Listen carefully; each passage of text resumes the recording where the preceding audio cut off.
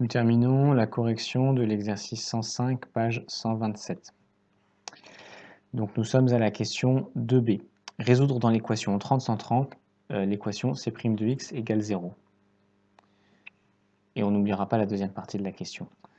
C' de x égale 0, c'est équivalent à 800x moins 60 000 sur x au cube égale 0. Quand on a une fraction qui est égale à 0, c'est forcément que le dénominateur est égal à 0. Pourquoi? Parce que 0 sur 12, ça vaut 0. 0 sur 1000, ça vaut 0. N'importe quoi, 0 divisé par n'importe quel nombre vaut toujours 0. Au numérateur, ça vaut jamais 0. Hein. C'est interdit de diviser par 0. Donc ceci est équivalent à ce que 800x moins 60 000 soit égal à 0. Et donc on a une petite équation assez simple à résoudre. On y va.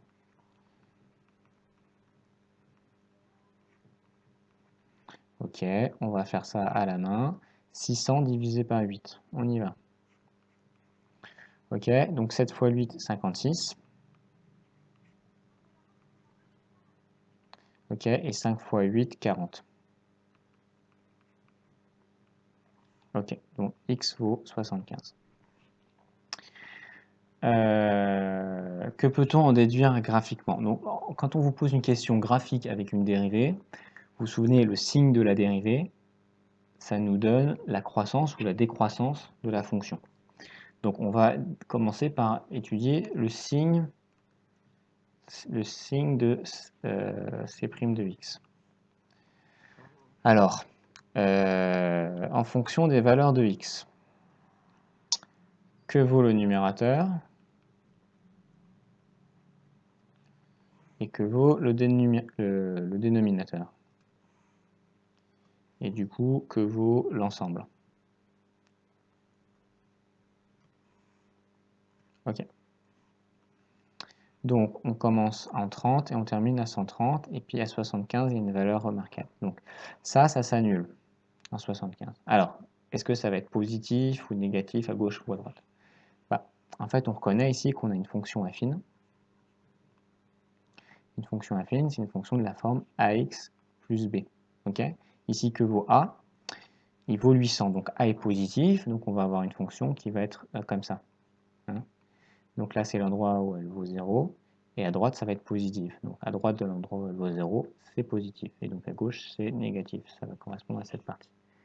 Je rappelle que quand le coefficient directeur, donc a est négatif, une fonction affine, elle descend. Voilà. X au cube, il est toujours positif sur l'ensemble. Et donc c de x, qui est la division du numérateur et du dénominateur, un nombre négatif divisé par un nombre positif, ça fait un nombre négatif. Un positif par un positif, ça fait un positif. Et ici, on a 0. Ok. Alors, on pourrait même tracer le tableau de variation. Pardon, là, c'était c' de x. Hein. C' de x, la dérivée. Et donc, du coup, c de x, à quoi elle ressemble? Bah, quand c'est négatif, elle est décroissante. En 0, il y a un minimum. Et ensuite, c'est croissant. Donc, c de x admet un minimum en 75.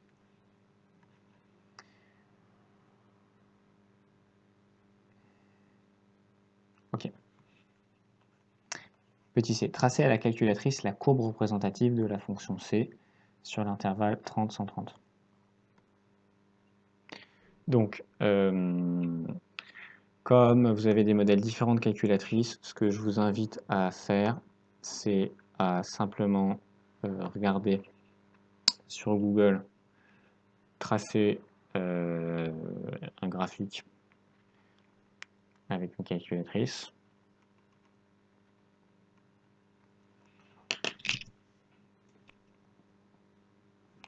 Tracer graphique calculatrice. Non, on va pas mettre ça. Tracé graphique avec une TI. Voilà, et vous allez trouver pour TI, et puis vous faites la même chose pour Casio, et vous trouverez. C'est assez simple, n'hésitez pas à m'envoyer un mail ou à me dire si ça pose problème, ou à noter ça pour qu'on voit ça à la rentrée. Nous, sur l'écran de l'ordinateur, on va simplement tracer la courbe comme ça.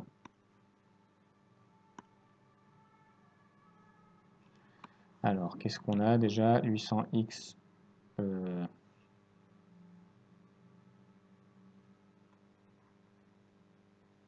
La fonction C, c'est ça. Donc, on va la rentrer dans l'ordi.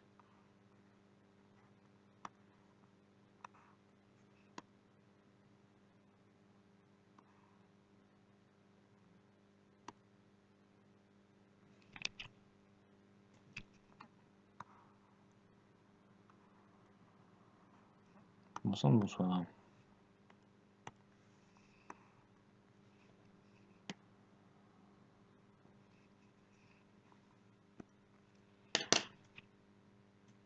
Donc, au numérateur, on a 8x au carré moins 800x plus 30 000.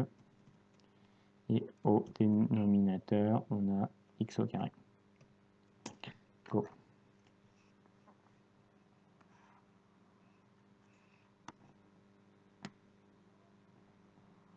Donc là, j'ai pas mal dézoomé. Entre-temps, j'ai appuyé sur pause sur la vidéo. N'oubliez pas que vous avez un plus 30 000, hein, donc c'est possible que la courbe elle soit assez haute. Attendez, est-ce que j'ai bien tracé? Donc voilà.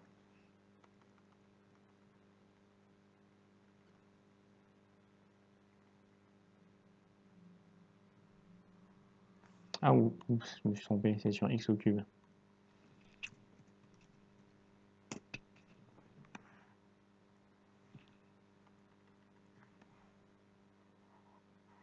Trop bizarre. Pardon, je ne sais pas si j'ai lu avant. Conjecturer la valeur minimale de la consommation de la voiture. Ok, bon. C'est assez dur à dire parce que la courbe est assez plate. Ok. Donc ce que je vais faire, c'est que je vais augmenter l'échelle ici en abscisse, mais pas en ordonnée, pour écraser un peu la courbe. Alors, vous pouvez aussi faire ça hein, sur vos calculatrices. Donc,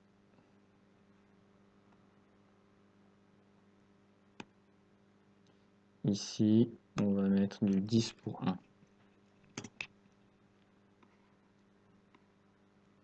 On va mettre même du 100 pour 1.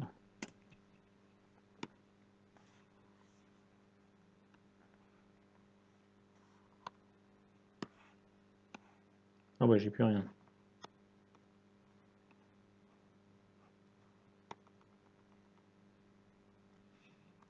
Voilà, donc j'ai fait que dézoomer. En fait, ça me permet d'écraser comme ça de gauche à droite, mais l'échelle de haut en bas est maintenue. Ce qui fait que ça exagère la courbe. Donc vous avez aussi des fonctions de paramétrage, hein, comme ça, qui vous permettent, comme j'ai fait, de modifier la valeur de l'axe X et de l'axe Y. Sur une calculatrice, à mon avis, vous allez trouver le mode d'emploi en tapant ajuster la fenêtre sur TI ou sur Casio. Voilà, tracer une courbe et régler la fenêtre, afficher une courbe. Je pense que vous allez trouver sans trop de difficulté. En tout cas, nous, on a l'impression qu'on est, je vous rétrécis un peu la fenêtre pour que vous puissiez voir les abscisses en bas. On a l'impression qu'on est là au minimum, hein. Donc si je redescends, on est à peu près à combien d'intervalles? 5, donc ça nous fait du 62, 64, 66, 68. Ouais, on est entre 66 et 68. On va dire environ 67. Donc la valeur minimale la valeur minimale,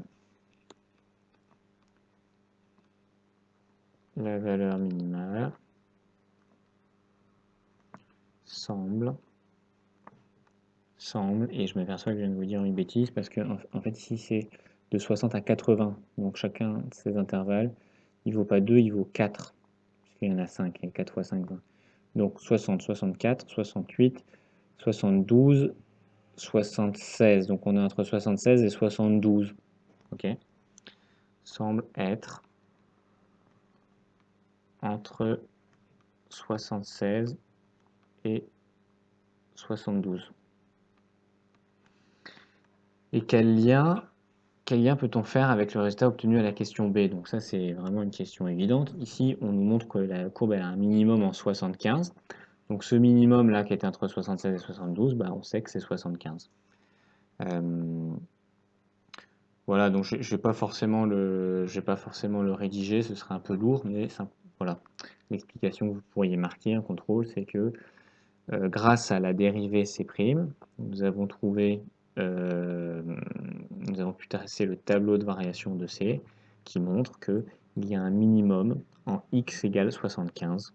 Et donc que ce minimum graphique qu'on a observé entre 76 et 72 correspondait bien à cela.